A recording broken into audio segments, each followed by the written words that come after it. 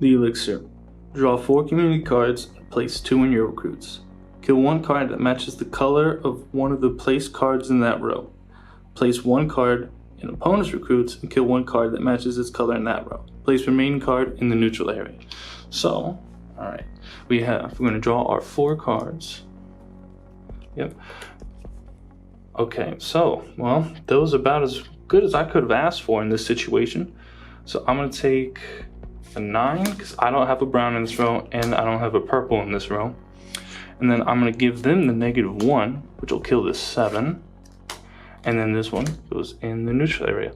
And that's how you play Elixir. You don't want to, when you place the cards on your side, you don't want them to match, because then you'll lose a card. So like if I had put this 6 on my side instead of the 4, I would have lost the 5. So it wouldn't have been worth it.